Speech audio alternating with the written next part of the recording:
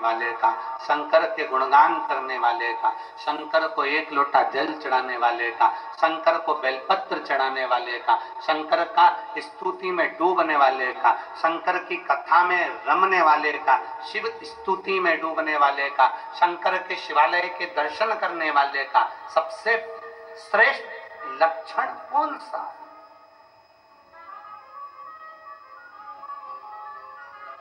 सबसे श्रेष्ठ लक्षण कौन सा?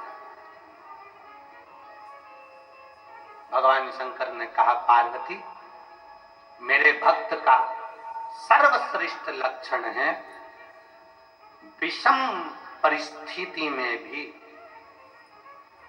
नम्र बने रहना, विषम परिस्थिति में भी नम्रता धारण करना। दुनिया आपकी कितनी भी विषम हो गई हो,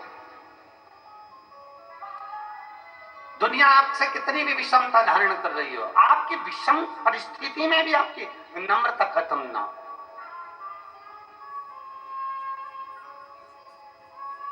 विषम परिस्थिति में नम्रता खत्म। यहाँ पर रवि कृष्ण शास्त्री जी बैठे हैं, विदिशा वाले। मैं आपको एक चीज के लिए धन्यवाद दूंगा। मैं वहां से जब विदिशा से चलने पर हमने आशीष जी को भी ये बात कही कि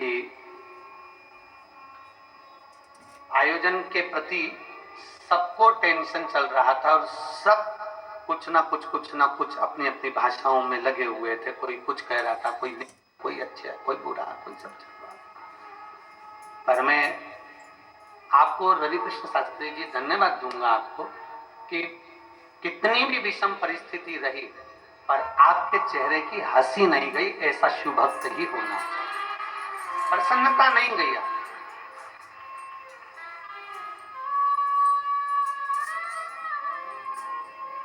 और ये बहुत कम लोगों में देखने को मिलता है महाराज। हम नारी तो बाबा की कृपा से कथाएं चलती रहती है। ये कथा पूर्ण होगी 25 तारीख को भिलाई में, छत्तीसगढ़ में प्रारंभ हो जाएगी 1 बजे से 4 बजे तक। 25 तारीख से 31 तारीख तक कथा चलेगी। फिर उसके बाद में अगली कथा फिर वहीं छत्तीसगढ़ में। पूरा सावन छत्तीसगढ़ वालों का।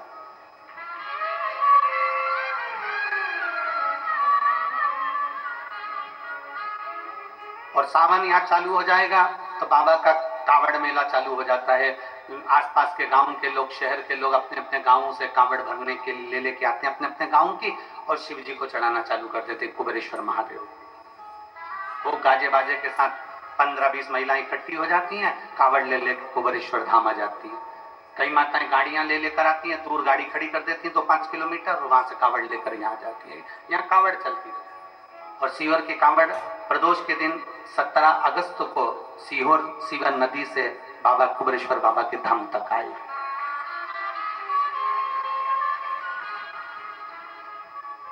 ढेर जगह जावे, अनेक जगह जावे, पर ये विषम परिस्थिति में भी जो मुस्कुरा दे, विषम परिस्थिति में भी जो ठंडा है, विषम परिस्थिति में भी जो कूल है, विषम परिस्थिति में भी जो नम्रता का भाव धारण कर ले, तो समझ लेना कि वो शंकर का श्रेष्ठ भक्त हो ही सकता। विषम परिस्थिति, इसकी एक कथा आती है बड़ी सुंदर। मेरे महादेव कह रहे हैं, मेरे महादेव ने पार्वती मां उमा से कहा, उमा सुन, एक व्यापारी के पास में 2 हीरे थे।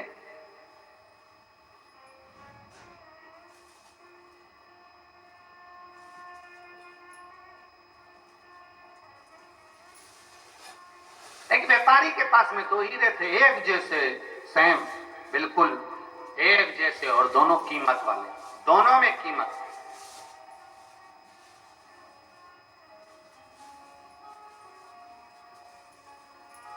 अब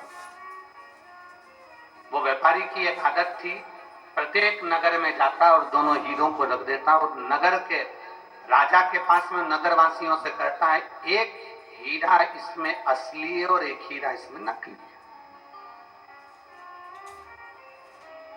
इसमें एक हीरा असली और एक हीरा नकली है। अब आप जो बता देगा कि असली हीरा कौन सा है और नकली हीरा कौन सा है, उसको मैं ये कीमती हीरा फ्री में दे दूंगा। और नहीं बता सकते तो हीरे का पैसा तुम्हें मुझे देना पड़ेगा। हीरे का पैसा तुम्हें मुझे देना पड़ेगा। इसमें बताओ असली हीरा कौन सा, नकली हीरा कौन सा। सारे नगर नगर में जाता, कोई असली और नकली को पहचान नहीं पाता। कौन पहचान? कोई परखदार हो ना, एक बात बहुत अच्छे से याद रखिएगा, घी नकली होगा ना चल जाएगा। वो मेरी जीजी हो, अच्छे से समझ लेना, और मेरे जीजाओं ने, और बेटी बेटा, घी नकली होगा चल जाएगा, सोना नकली होगा चल जाएगा, पर अपनी दृष्टि और अपना गुरु कभी नकली नहीं होना चाहिए।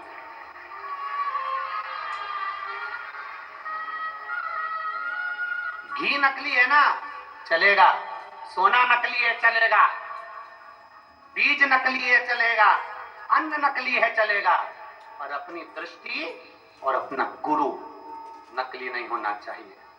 पानी पियो छान और गुरु करो जान। बहुत सोचना समझना, ये नहीं कि 1 साल 2 साल हमने किसी को परख लिया और गुरु कर लिया ना। खूब सोचो समझो परखो। सोना नकली चल सकता है, घी नकली चल सकता है, पर गुरु नकली नहीं चल सकता। इसलिए अपनी दृष्टि ऐसी करना कि तुम्हें समझ में आना चाहिए कि गुरु बनाने के लायक है कि नहीं है।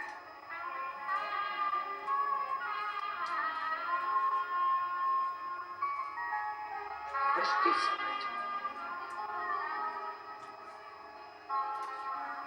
बहुत कठिन है।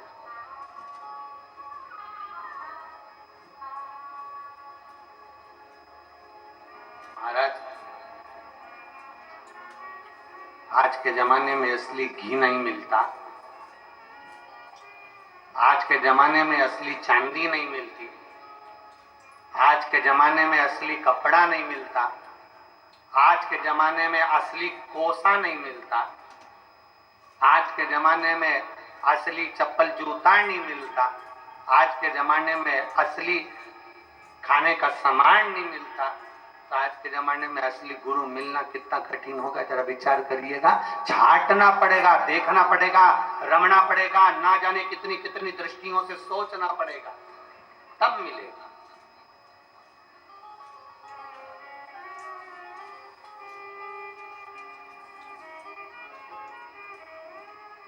और सोचो असली कौन सा है इसमें, नकली कौन सा? हे उमा, भगवान महेश कह रहे हैं, उमा एक व्यापारी के पास में 2 हीरे हैं, पूरे नगर नगर में जाता है, फिरता है, आवाज लगाता है, जो असली बता देगा उसको असली हीरा दे दिया जाएगा, नहीं बता पाओगे तो तुम्हें मुझे हीरे के पैसे देना पड़ेगा। असली कौन सा, नकली कौन सा, बता।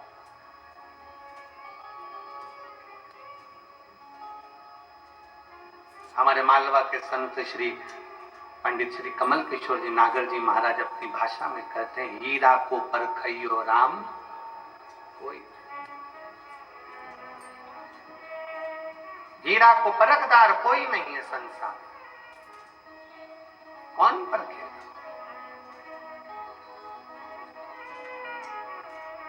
कुछ को परखो, कैसे परखोगे? परख के नेत्र चाहिए। अपने नेत्र जितने परखैया होंगे उतना उतना हम असली गुरु को पहचान सकेंगे।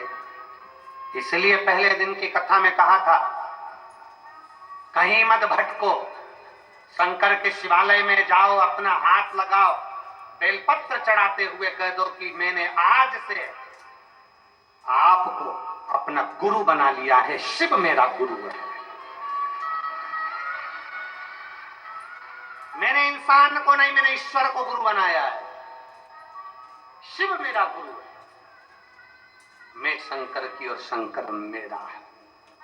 किससे जाकर कहूंगी अपने दुखड़े को, किससे कहूं मैं जाकर अपनी तकलीफों को, मेरे ना जाने कहां कहां जाकर मुझे बोलना पड़ेगा, किसको कहूंगी, फोन लगेगा ना लगेगा, किससे कहूं। उससे अच्छा है मेरे शंकर को मैंने गुरु बना लिया। कंकर उठाऊंगी, हाथ में रखूंगी, पानी चढ़ाऊंगी और उससे अपने दिल की बात कह दूंगी तो मेरा महादेव सुनेगा, और सुनेगा तो मेरे दुख को हरने के लिए दौड़ कर आएगा। और अंत समय प्रभु आना पड़ेगा, वचन दिया तो निभाना पड़ेगा। आए ना आए प्रभु कुटुंब कबीरा, अंत समय प्रभु आना पड़ेगा, वचन दिया तो निभाना पड़ेगा। अंत समय प्रभु आना पड़ेगा, और वचन दिया तो निभाना।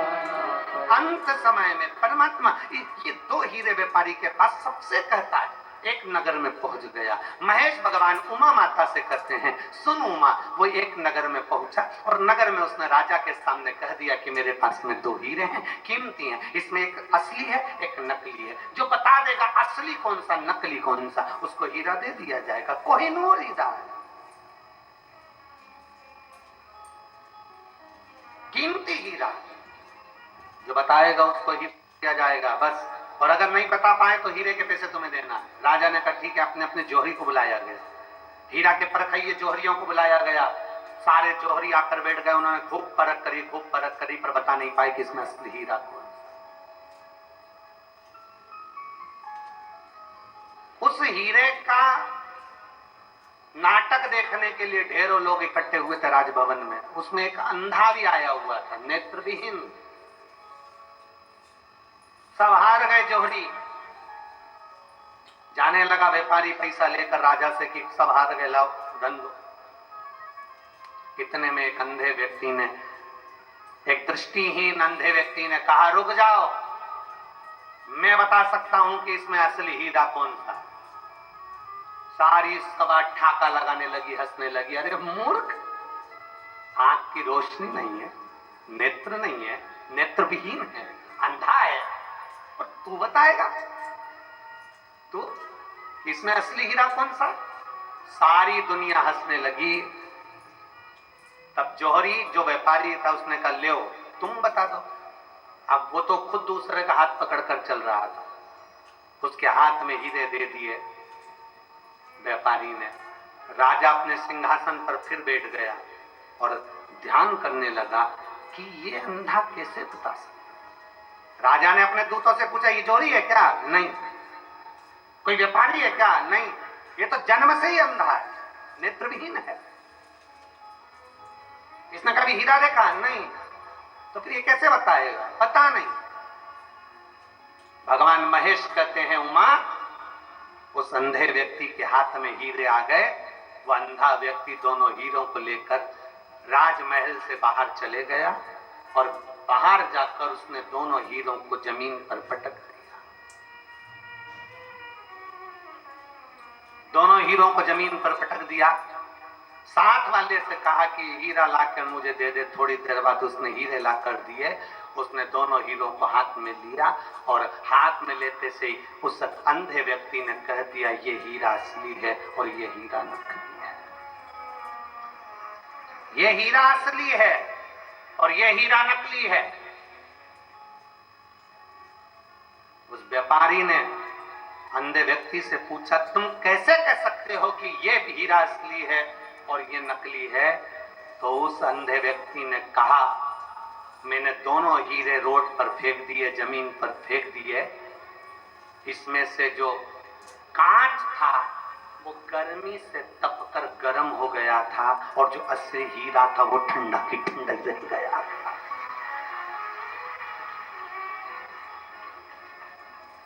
गर्म विषम परिस्थिति में क्रोध आ जाना, विषम परिस्थिति में गुस्सा आ जाना, विषम परिस्थिति में हर कुछ बोल देना, विषम परिस्थिति में परेशान हो जाना, विषम परिस्थिति में तुम कुछ को कुछ बोल दो, विषम परिस्थिति में तुम्हें अगर क्रोध आ रहा है, विषम परिस्थिति में आप अगर गलत पथ पर जा रहे हो तो समझ लेना कि आप हीरा नहीं हो, आप कांच के टुकड़े हो।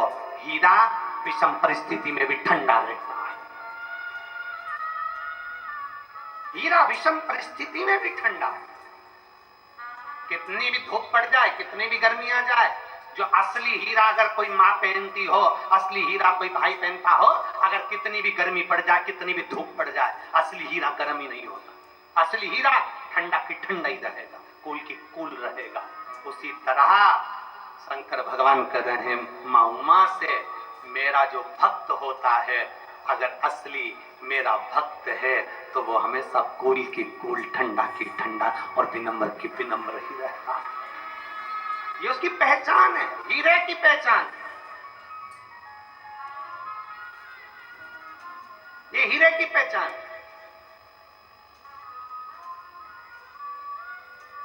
आजकल बहुत कांच के टुकड़ों को तराश तराश के बेचा जा रहा है और कह दिया जाता है कि असली हीरा है।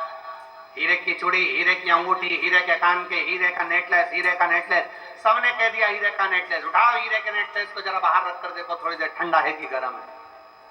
कांच को तराश कर हीरा बनाया जा रहा है, पर कांच कांच ही रहता है और हीरा हीरा ही रहता है। हीरा विषम परिस्थिति में भी कूल, ठंडा, नम्र, नाजुक, सरल रहता है। नम्र।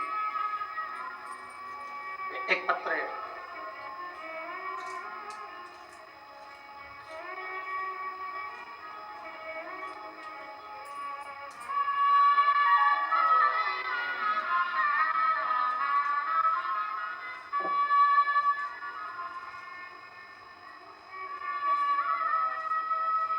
मेरा नाम ममता कुमावत है। मैं ममता कुमावत, मेरे पति का नाम बाल मुकुंद कुमावत है। मैं गांव पंथ पिपलोदा, तहसील ताल, जिला रतलाम, मध्य प्रदेश से हूं। कहीं बैठी हो तो हाथ हिला सकती है। अगर कहीं बैठी हो तो हाथ हिला सकती हैं। मेरा नाम ममता कुमावत है, मेरे पति का नाम बाल मुकुंद है। मैं गांव पंथ पिपलोदा, तहसील ताल, जिला रतलाम, मध्य प्रदेश से आई हूँ। कहीं बैठी हैं क्या? हाँ, बच्ची आई है क्या साथ में? लिया उसको, लिया एक बेलपत्र ले जाना, लिया। आने में अगर असमर्थ हो तो उसको वहीं पर बिठा दो, आप आकर बेलपत्र ले दो।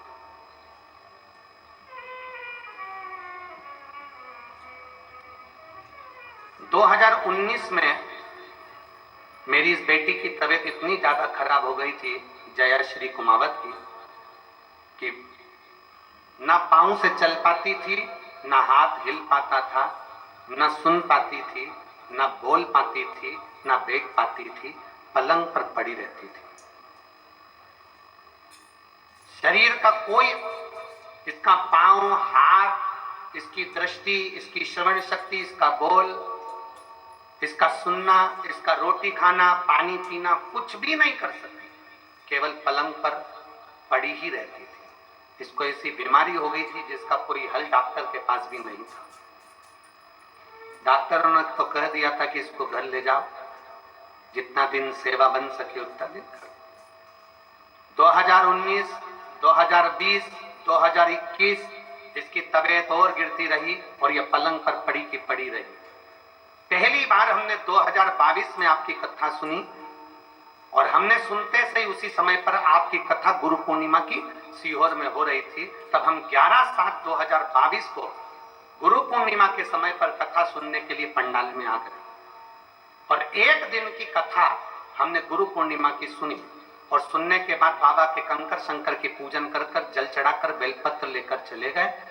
घर जाकर हमने बेलपत्र बच्ची को दिया और जल चढ़ाना प्रारंभ कर दिया। इतने सालों के बाद 2019 से लेकर 20, 21, 22 तक वो उठकर खड़ी नहीं हुई, बैठी नहीं, ना खा पाती, ना बोल पाती, ना सुन पाती। 2022 पर जब हम पहली बार गुरु पूर्णिमा उत्सव करने के लिए आए, एक दिन की कथा सुनकर जब हम गए, बाबा की ऐसी कृपा हुई गुरुदेव कि मेरी बेटी खुद पलंग पर बैठी और चली भी और हाथ से काम भी करना प्रारंभ करा। उसकी सुनने की शक्ति, देखने की शक्ति और बोलने की शक्ति भी आई। मैं बाबा को, मेरी बेटी इतनी भी खड़ी हो गई ना गुरुदेव तो मुझे संतुष्टि है, क्योंकि उसको पड़ी हुई देखती थी तो आंख में आंसू भर आता था। इतने सालों के बाद मेरी बेटी उठकर बैठी, मैं बाबा को धन्यवाद देने के लिए आई। ये शिव तत्व है, योग थी। एक विषम परिस्थिति में भी अगर आपका चित्त, आपका मन भगवान में रमा हुआ है, एक विषम परिस्थिति में भी आप भगवान के, वो लिख रही है कि ये कभी उठ भी नहीं सकती थी, ये डॉक्टरों के हिसाब से केवल पलंग पर पड़ी रहती, खुद उठी, खुद बैठी और शिव कृपा से ये चली भी। ये शिव भक्ति, इसको ओघड़नाथ की भक्ति है।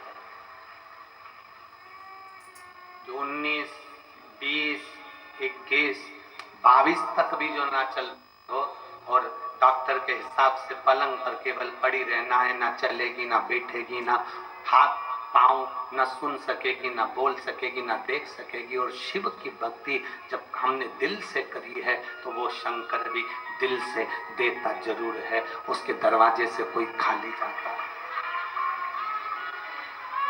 कौन खाली और खाली ना जाता कोई दर से तुम्हारे। एक बात इन्होंने लिखी, पहले पूरी अच्छी थी पर एक बीमारी जो डॉक्टर के पास भी उसका हल नहीं है, वो बीमारी से ग्रसित हो गई, बीमारी से ग्रसित 3-4 साल नहीं उठी, पड़ी रही, उठ ही नहीं सकती, बैठ भी नहीं सकती, हाथ पैर भी नहीं हिला सकती, सुन बोल भी नहीं सकती। एक विश्वास, आपने शिव के मंदिर जाना प्रारंभ कर और खाली ना जाता कोई दर से तुम्हारे, खाली ना जाता कोई दर से तुम्हारे, मैं भी खड़ी हूँ पावे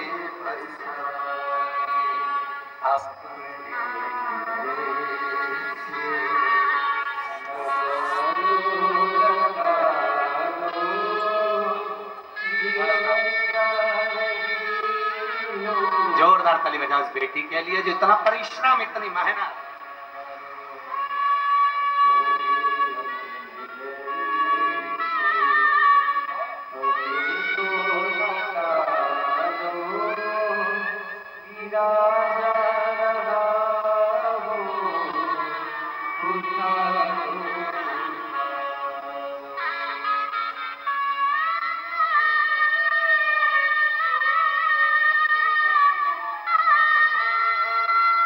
कई साल तक पलंग पे से बैठी नहीं, पलंग पे से उठी नहीं, सारा कार्य पलंग पर करती थी, आज उसमें इतना बल कि वो चलकर कथा के पंडाल तक पहुंची है तो शिव की कृपा स्वयं, करुणा सागर की करुणा।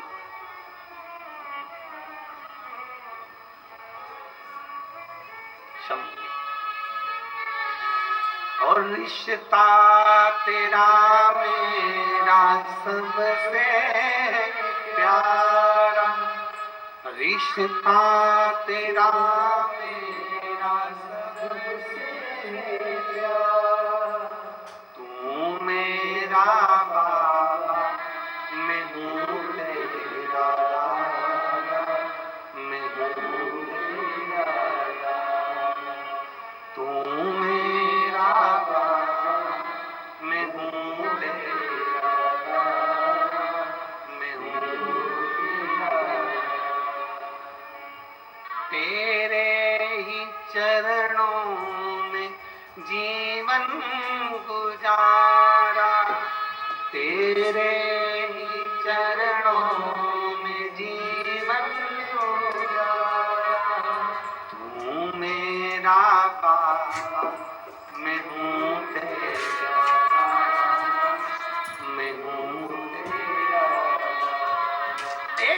भरोसे के साथ शिव तत्व की प्राप्ति, एक भरोसे के साथ, दृढ़ता के साथ, विश्वास के साथ शिव तत्व। अब विषम परिस्थिति कितनी भी हो, दुख कितना भी बड़ा हो, कष्ट कैसा भी हो, हिम्मत नहीं हारनी। मेरा बेटियों और बेटों से निवेदन है, एक एग्जाम में पास नहीं हुए कोई बात, दूसरा एग्जाम तो दूसरे में पास। एक पत्र है,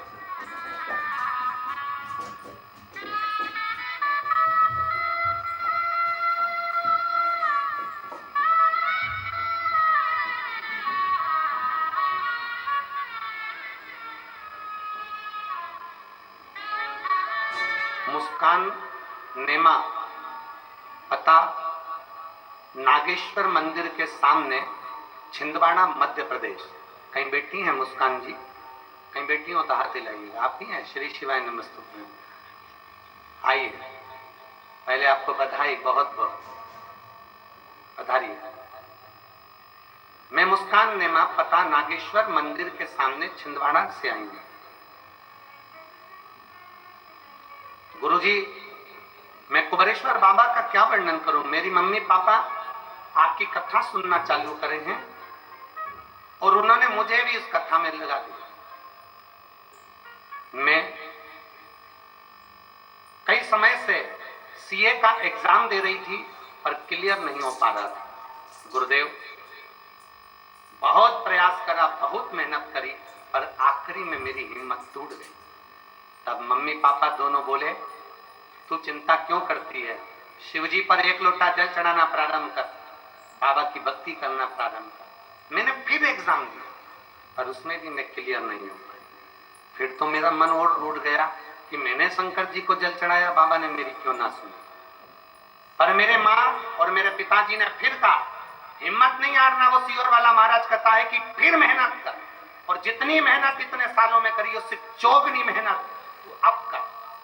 और मेरे माँ बाप ने आपके बारे में बताया कि वो कहते हैं कि चौगुनी मेहनत कर और पीछे मत हटना। बाबा को एक बेलपत्र शहद लगाना और बाबा का भजन करते करते जाना, आखिरी में बाबा देख लेगा। मेरी बेटी ने पशुपतिनाथ का व्रत किया, मेहनत करी और खूब मेहनत करी, और मेहनत के साथ में एक बेलपत्री शंकर भगवान को चढ़ाकर फिर श्री शिवाय नमस्तुभ्यं बोलते हुए समी पत्र का प्रयोग करते हुए गई। आज मेरी बेटी बाबा की कृपा से सीए बन गई और बाबा ने उस पर करुणा कर दी। मैं शिव को धन्यवाद देने के लिए, शिव तत्व की प्राप्ति, एक संघर्ष, एक आपका परिश्रम, एक आपकी मेहनत,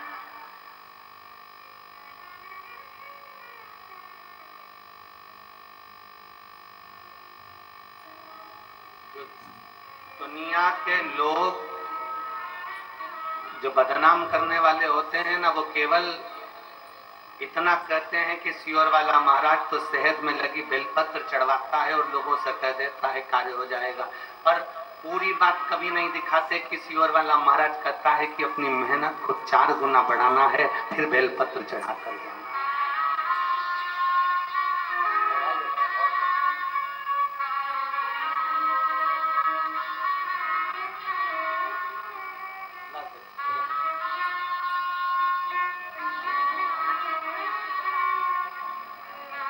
ध्वजा लेकर आइए बाबा की, बहुत बहुत साधुता।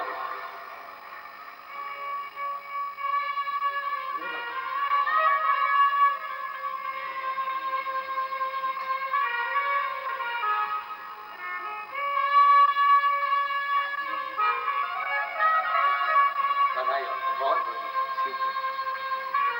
एक बार बेटी के लिए जोरदार ताली बजाओ, बहुत बहुत साधुता। चौगनी मेहनत करी, एक बार एग्जाम दिया, नहीं हुआ, पीछे नहीं हटना है। एक बार कंपटीशन एग्जाम में बैठे, पीछे नहीं हटना है। मैं प्रीति कुमारी, पति ऋषु कुमार शर्मा,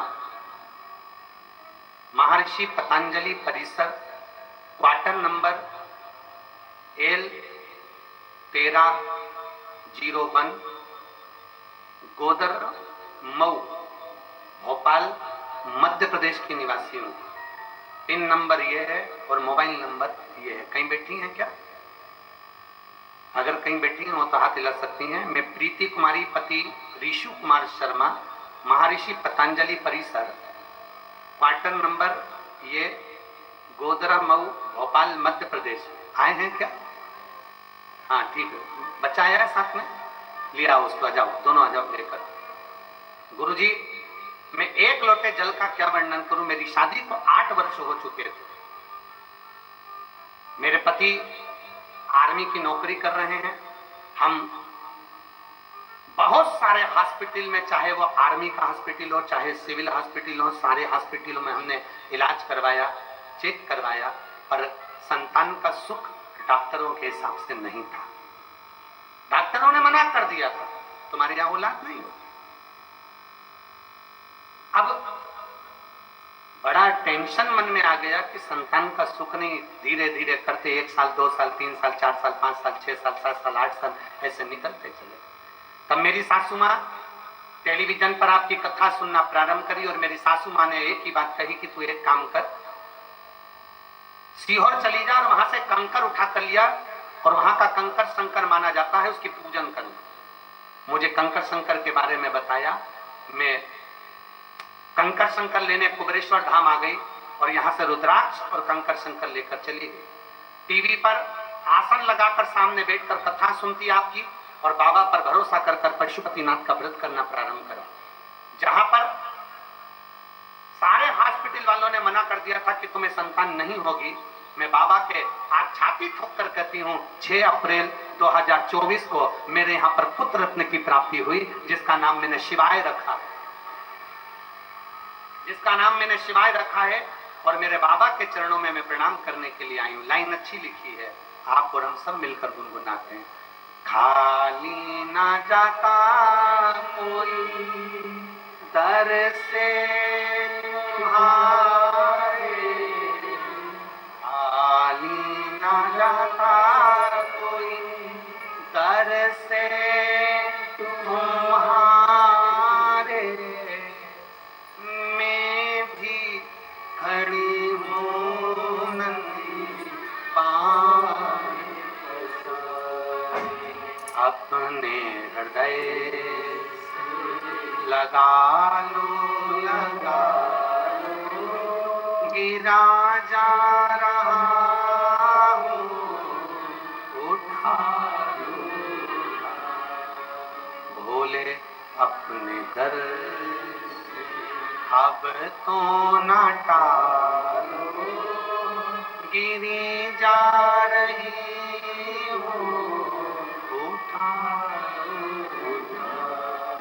एक विश्वास अपने अंदर उत्पन्न करिए। विषम परिस्थिति है, माना कि कोई विषम परिस्थिति में हम घिरे हुए हैं, पर हारना नहीं है।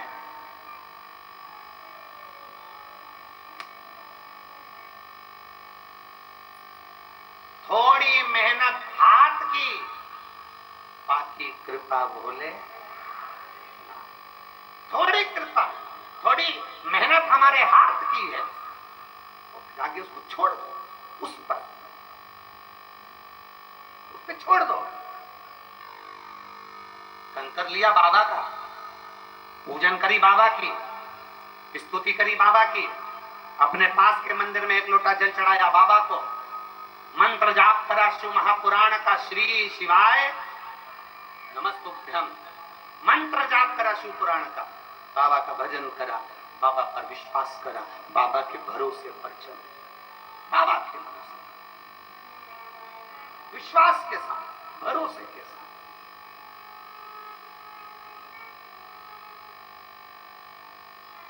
कैसे रह सकते?